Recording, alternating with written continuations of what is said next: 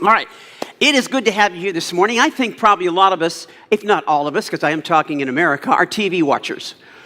All right, and I'm sure probably most of you have seen those TV dramas where there's been a crime that's committed, and they're trying to figure out who done it. You know, all the whodunit things are really popular.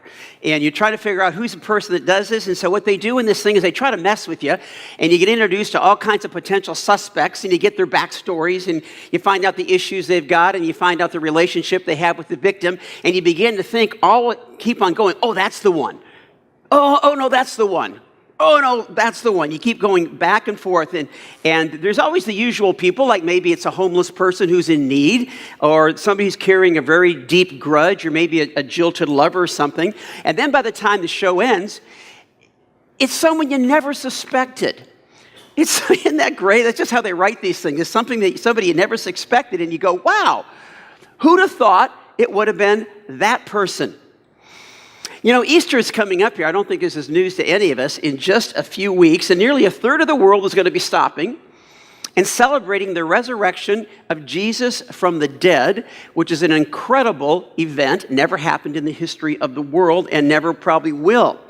But the thing is, his death wasn't just any death. If somebody died of old age and he got raised from the dead, that'd be cool. But it wasn't that he died of old age. It wasn't that he died of cancer. It wasn't that he died of some freak accident. On the divine side, his death was extremely intentional as the Lamb of God to take away the sin of the world. That was extremely intentional. But you know something? On the human side, it was also very intentional. It was orchestrated by some people who wanted Jesus dead and out of the way. And you think, who in the world would want Jesus dead? Who'd want to kill Jesus? I mean, who'd want to hurt somebody who all he did was go around loving people and helping people and doing good and feeding hungry people and helping people that were in need and healing the sick and giving hope to the hopeless and encouragement to the people that were discouraged? Why would anybody want someone like that dead? So you begin to think, okay, maybe who are the usual suspects? Maybe it's a terrorist. Maybe it's a terrorist that's out to get Jesus and take him out. Maybe it's some political zealot who saw Jesus as somewhat as a political threat. Or maybe it's a foreign power that sends somebody in just to kind of mess with Israel. But what we're going to be seeing over the next couple weeks as we move up to Easter is that those who orchestrated and were involved in the death of Jesus were really far from the usual suspects. In fact, they're some of the last people you'd ever think would be against him. They're one of the last people you think you'd want to see him dead. Now, one of the things, that baffles people, especially if they're not followers of Christ, and it may be some of you in this room today, so glad you're here, but here's what baffles them. Why do so many Christians say one thing and then do another? Why do they say one thing and then do another? Why do they say believe? Why do they say they believe and they trust in Jesus, and then they do just the opposite of what he says? Kind of confusing here. Now, at first some of us might get a little defensive on that and say, whoa, come on, I don't like people that call us hypocrites. I think if we're honest, we're going to have to admit that there's some truth in this. You know how sometimes we get so upset when we see how they depict Christians in the media, whether it's television or film? I don't enjoy that, but you know what? They just didn't make it up one day. They saw it. A lot of it is really true, and it's very unfortunate that they see this. So it just isn't just made up. I think we've all experienced those internal battles between us and God, where we find ourselves resisting the very God that we say we trust, the very God we say we believe. You should forgive, but hey, forgiving is hard, and that person doesn't really deserve to be forgiven, so we just don't do it. We know we should get out of a certain relationship because it's just not healthy, but there's something about that relationship that's absolutely fascinating and absolutely addicting, and so you just can't let go. No, you shouldn't go a certain place or spend money this way or that. No, you ought to be more generous. Your heart tells you what's right. Your conscience tells you what's right. If you're a Bible reader, the Bible tells you what's right. But just go ahead and do what you want anyway. And there's a word for this. Anybody know what it is?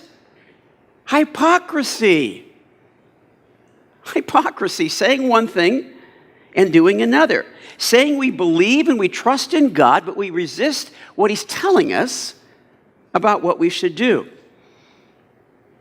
Now, in the weeks that were leading up to Jesus' crucifixion, there are a number of characters whose lives intersected with Jesus, and in this series, what we're going to be doing is we're going to be looking at 3 of them. These are the 3 that you probably wouldn't think of on the usual suspect list when it comes to killing Jesus. Yet each of these 3 had a very specific agenda that caused them to resist what God was doing and to cause them to be at odds with God. And what we're going to be seeing in this, because this is actually why we're doing this one, because we're just not doing here at the Crossings, we don't do stuff for history's sake. The scary thing about this is that we're going to find that there's a little bit of each of these characters in each of us. Okay? But there's something else that we're going to be seeing that I hope that really, really, really goes deep into the core of our being as we look at these 3 individuals.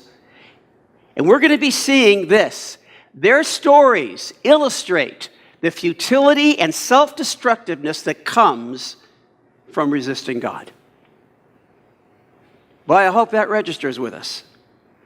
As we look at these 3 characters, their stories illustrate the futility and the self-destructiveness that comes as a result of resisting God. And if you've been a follower of Jesus for a while, you probably have your own stories on this. I do. Of where you knew what God said, and we believe in God, we knew what he wanted us to do, but we thought we could turn left when God said to turn right. We thought things would turn out just fine going contrary to what God says, and maybe they actually did for a while, but ultimately things caught up with you. Found yourself in a ditch, and you may have wounds you're still trying to heal from because resisting God is futile and results in self-destructiveness. All right, so the first person we're going to look at this morning, the first person is a priest. You think they would be pro-Jesus, don't you? A priest, a guy by the name of Joseph Caiaphas. And most of us probably just know him. If you're a Bible reader, you know him by the name of Caiaphas. I don't usually use his first name.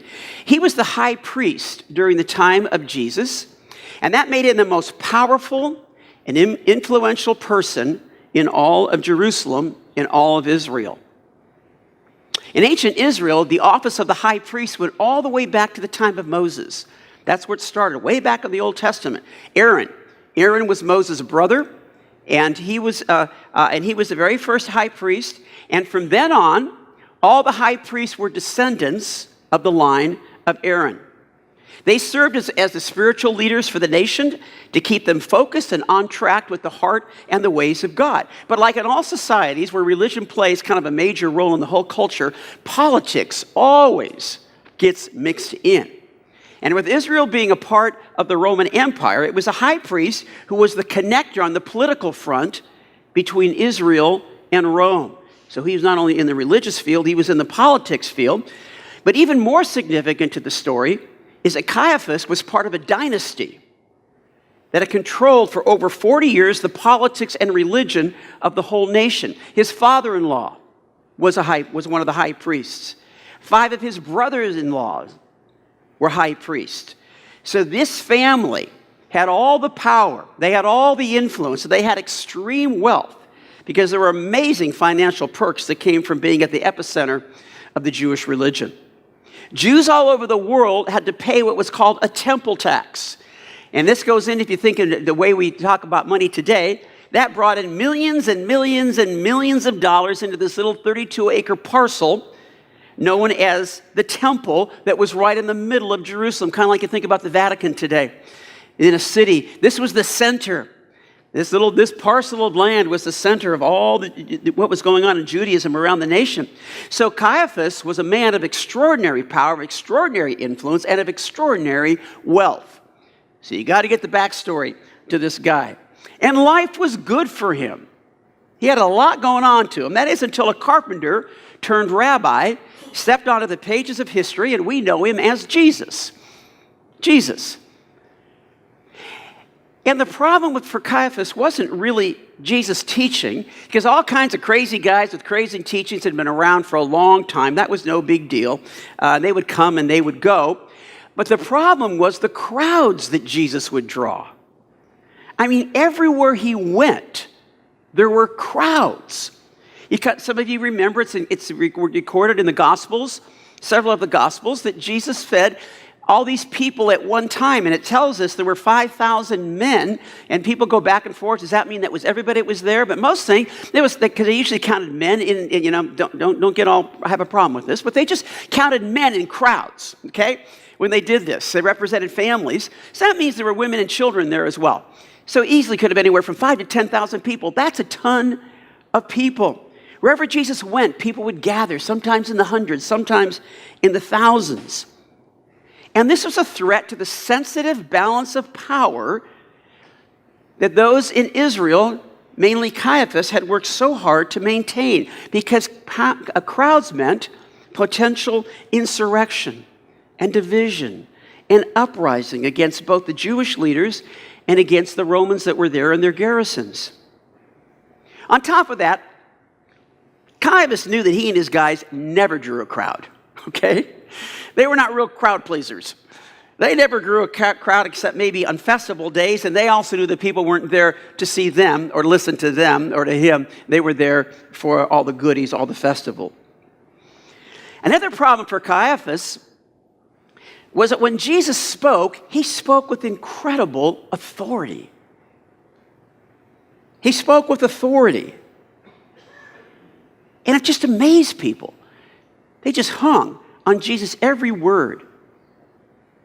Some of you remember the time when Jesus went into the temple and he kind of overturned, they turned it into quite a merchant thing to where everybody was selling things. Every place they had a sacrifice system, and so they took things that they would sacrifice, and they upped the price on them, and there was all kinds of price gouging, and it really was not a good scene. So Jesus comes on the scene, overturns their tables, and drives them all out. And when the religious posse that Caiaphas sends over there approaches Jesus, they don't say, "What do you think you're doing?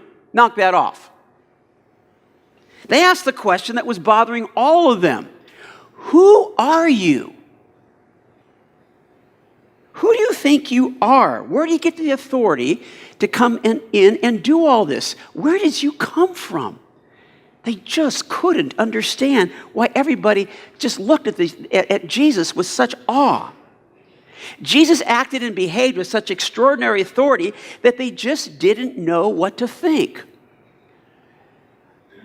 But probably what really chapped Caiaphas the most was that Jesus was very, very critical and very outspoken about the whole corrupt temple system and its leadership. Don't read it now, but just if you want to have some interesting reading, read Matthew chapter 23, really the entire chapter. This takes place just a few days before Jesus' crucifixion, and he really cuts loose on a rant against all these religious leaders. He calls them out right in front of all the people because of all the shady stuff that was going on and all the fleecing they were doing of the people. He goes on and on for a whole chapter on this. He calls them all kinds of things. I don't think, if we saw any of this on the political campaign trail, we go, awful, awful, it'd make the headlines. Jesus just didn't mince any words. And so here's how he concludes, okay? Jesus is going on, and he concludes with this in verse 33 of Matthew 23. He says, "You snakes." Not real politically correct, okay? "You snakes, you brood of vipers, how will you escape being condemned to hell?" This is what he's saying to Caiaphas.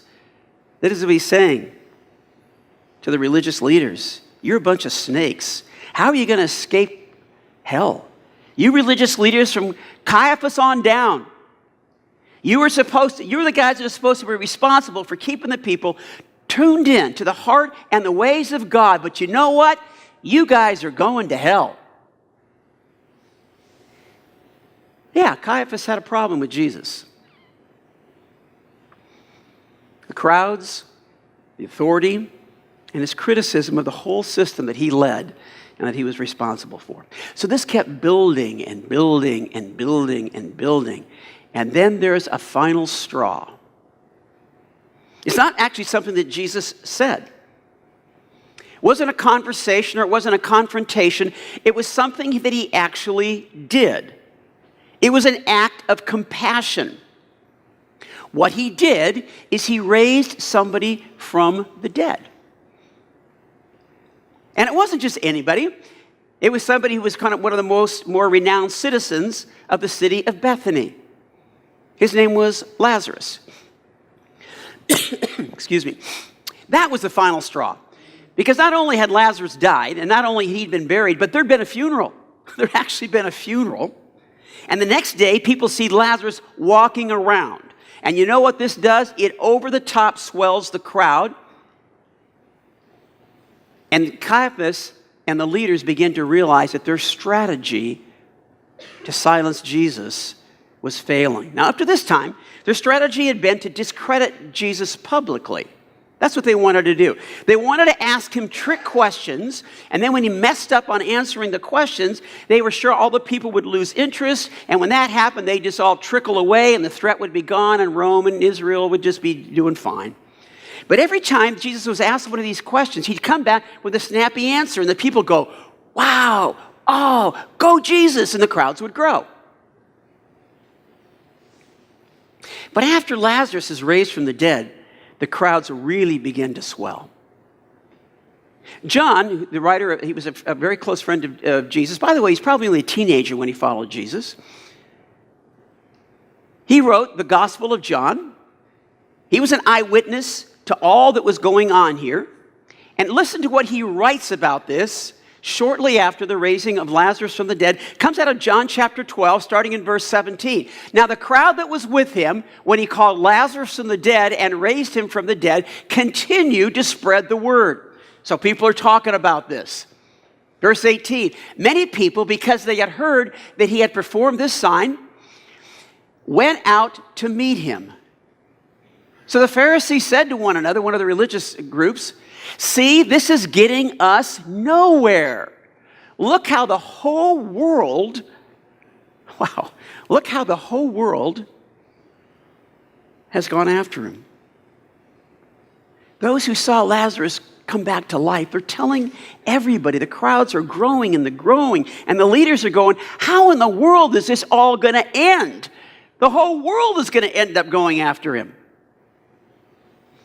Immediately after this could have been the same day or the next day, but after the miracle of Lazarus, John records a meeting that takes place with a group of Jewish leaders called the Sanhedrin. The Sanhedrin, which shows the magnitude of what they were facing.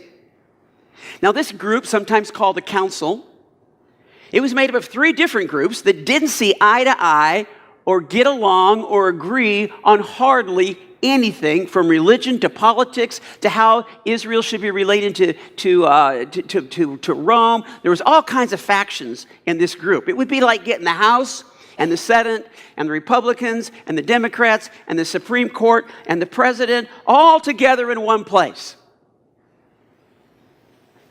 Caiaphas was there with all these people, and so you get an idea, this is a really big deal. They've got a special session that's called. And this just shows how big of a threat they began to see that Jesus was. So let's read what John records in John chapter 11, starting in verse 47. He says, then the chief priests and the Pharisees called a meeting of the Sanhedrin. What are we accomplishing? They're trying so hard to stop Jesus. What are we accomplishing, they asked. Here is this man performing many signs. If we let him go on like this, everyone will believe in him, and then the Romans will come and take away both our temple and our nation. The harder we try, the bigger the crowds get. And if it keeps going like this, everybody's going to follow him.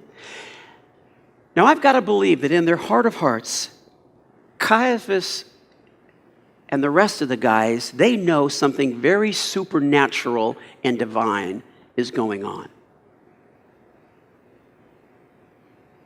They knew they were resisting something that just might be going against God. Many of them had witnessed him giving sight to blind people. Seeing people that have been born lame, given the ability to walk. Seeing turbulent storms stopped with a word. And now, there's been a dead guy, a guy who's in the grave for 4 days, walking around. Now, they may not know exactly who Jesus was, but you don't have to be a genius to figure out that something pretty crazy is going on. And this kind of stuff does not happen without some kind of divine power. God is mixed into this somewhere. You've got to know that was going on. But here's where the whole thing gets really relevant and really practical to us today. They knew that to embrace this carpenter turned rabbi who claimed to be the Messiah, who claimed to be the Savior of the world, who was doing incredible things in their midst, to embrace him, they would have to let go of some things that were extraordinarily important to them. Their power, their influence, their position, their wealth. They knew that Rome didn't like the chaos that Jesus was creating. And if they embraced him, Rome could end up messing with their temple.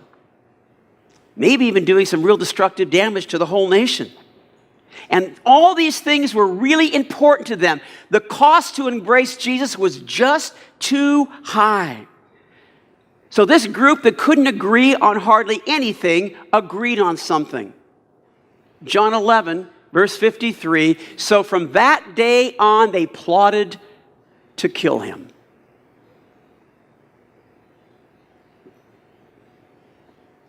Can I tell you something that I've learned over the probably literally hundreds and thousands of conversations I've had with people about following Jesus?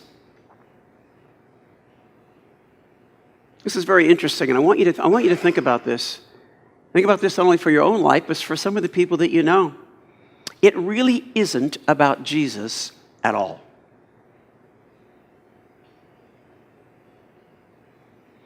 It's not about some deep theological question that you can't answer. It's not knowing all about the historicity and the reliability of the Bible. Because actually, most people like Jesus. Do you know that? Most people actually do. Most people like Jesus. In fact, in nearly every religion of the world, he's respected and honored. There's very few people I've ever met that had almost, in fact, I'm trying to think right now if I've ever heard this, and I don't think I have, that anybody who had bad things to say about Jesus. Oh, yeah, that Jesus, he went around, he helped people. He healed people. Oh, he fed people. Bad guy. People don't go around saying Jesus is a bad guy. The tension, and it may be true with you as well, the tension about following Jesus is that it just might cost something. See, believing in him or liking him won't cost you a single thing. But crossing that line and following him actually will. Now, track with me here for a second, because here's how the thinking sometimes goes. If I become a follower of Jesus, you know what?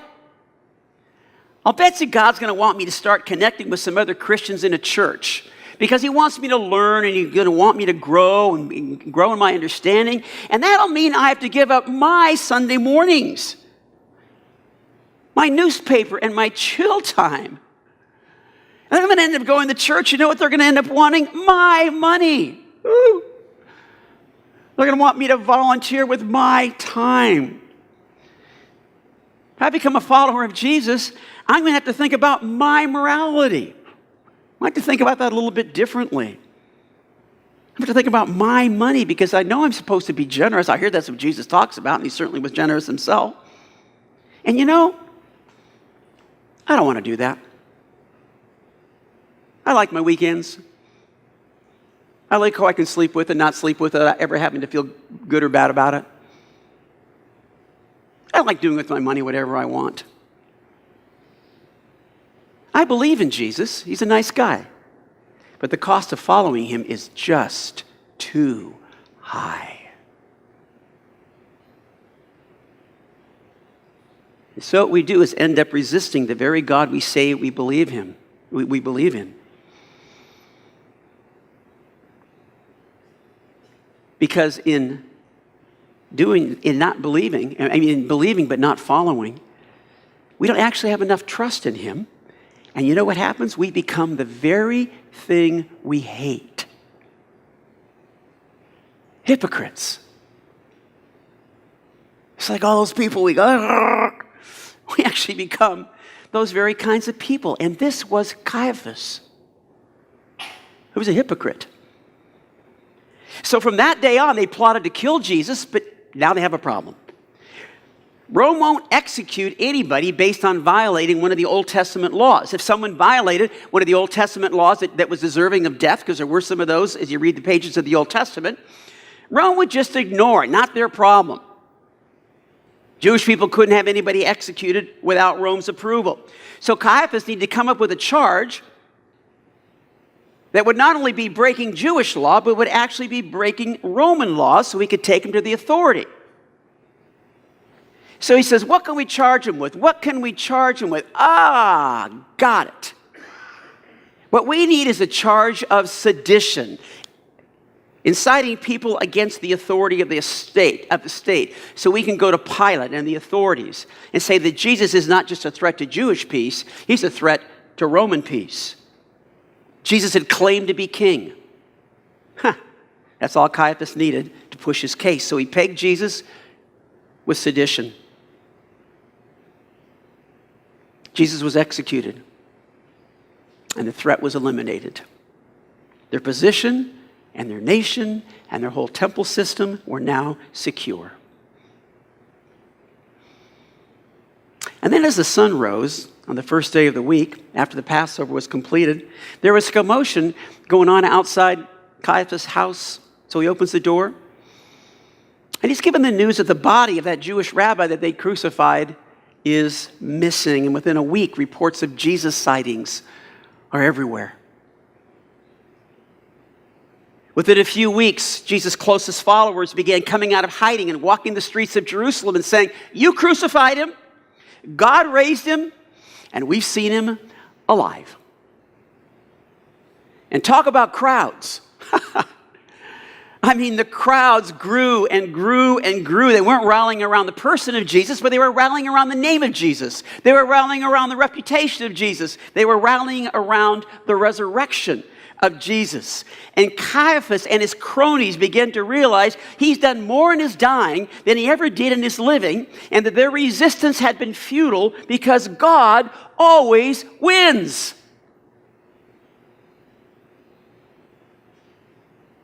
Years later, Caiaphas lost his place. Years later, the Jewish people lost their temple. Years later, the Jewish people lost their nation.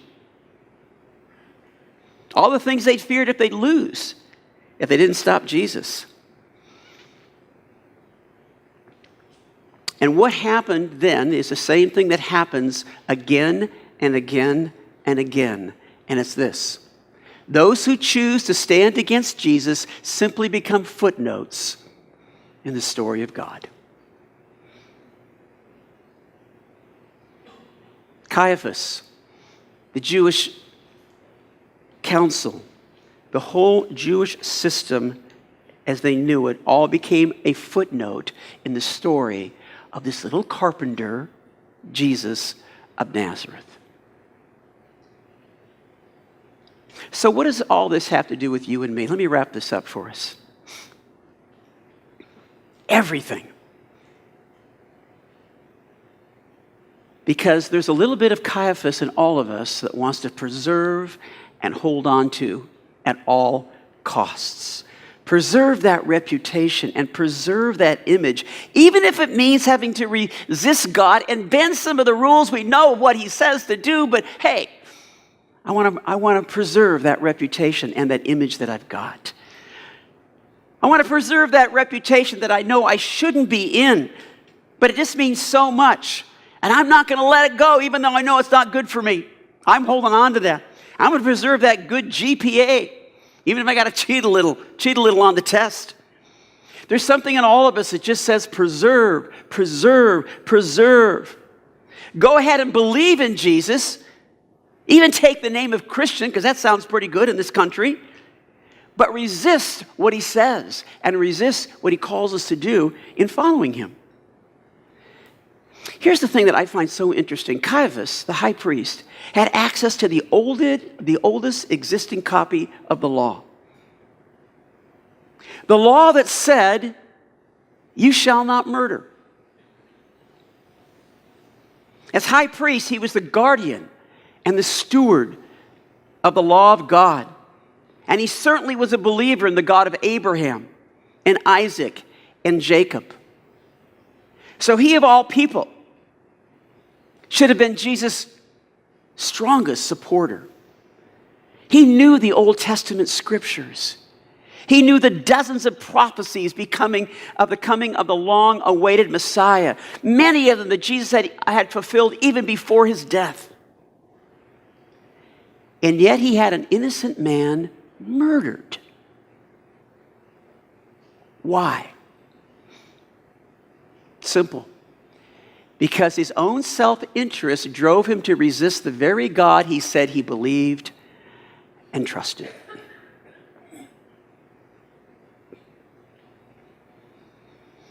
And before we judge him too hard, I think we need to acknowledge that our own capacity for resistance is huge. It's huge. When we're bent on holding on to what God says to let go of, oh man, we get those knuckles really white in our tight grip. And when we do that, whatever we're holding on to so tightly becomes the true north of our life. It becomes, so to speak, the little g God that we follow and let control us. We talk about the big G God in church, but in life we have a little g God that directs all our choices. It's sometimes very contrary to what God says. But the sad part is that the little g God always disappoints. Always disappoints. Those little g gods will keep on demanding more and more and more and more, but delivering less and less and less and less. And the pressure to preserve them will eventually drive you to such a self-destructive behavior that will not only affect you, but it affects all the people around you. So this story of Caiaphas reminds us of something we don't want to ever forget. And please get this as we close. That while saying yes to God will always cost something. I'm going to be the first to tell you that. Most of the things that it cost me, I was so glad to jettison anyway because they weren't doing me a whole lot of good. But it will definitely cost something. But saying no will always cost way, way more because it's futile to resist the God who loves you and has a part for you in his story. You can't win on that one. But the story that he has is not the story of me, Ron. The story he has is not the story of you. Because that's just a little teeny weeny insignificant story that is so filled with self-interest that nobody really cares but you. No one really cares about all that self-interest stuff but you. And it's a story that's only very, very short. It takes just an itty-bitty period of time, a moment in history. That's not the story God invites us in. That's a sad, bad, short story. But it's his story. It's the story of God. It's the huge story of his redeeming and restoring of a world that he's so crazy in love with. And it keeps going and going and going and going because God's love never ends and God's love never fails. So the story just keeps going and going. And it's in that story that he has a significant part for each of us to play. And it's not a small part. But it's one that will affect not only today and not only tomorrow, but it actually will affect all of eternity. And when we enter into that story, you know what? I love this. Our names get listed in the credits. Our names get listed in the cast of characters rather than as unnoticed, forgettable footnotes at the bottom of a page. Where would you rather be? Because in the end, God always wins. And I don't know about you, but I sure love being on a winning team. It's that wonderful competitive nature. Love to be on that winning team. And when I'm part of the story of God, man, that's a winning story. And God invites each of us into it. Caiaphas lost that opportunity. He's a footnote in the story of Jesus. He thought he was the main character. Most people you didn't even know his first name was Joseph, I'll bet you. Because it doesn't really matter. An unusual suspect, someone that should have actually had a major role because he was the leader of all the God stuff in Israel. But instead his self-interest wiped him out. We good? We get that? A little bit of Caiaphas in all of us, aren't there? Stand and pray with me. God, thank you for giving us this account in the scriptures. You could have gone right past us and then we would have never known his name. But at least you gave him a footnote. God, Caiaphas is a man that you loved, you created, and yet his self-interest took over and he lost the glorious part he could have had, and he settled for a footnote. God, thank you that you've done so much in each of our lives, and we struggle with this in ourselves. We struggle. I struggle. We all struggle with this, God, because it's real. And yet, God, we want to be on a winning team. Thank you, you're the winning team. We want to celebrate that. Thank you for being a good God. Thank you for being a great God. Thank you for being a God that no matter what you do, it's going to go in the win column. Thank you so much. In Jesus' name, amen.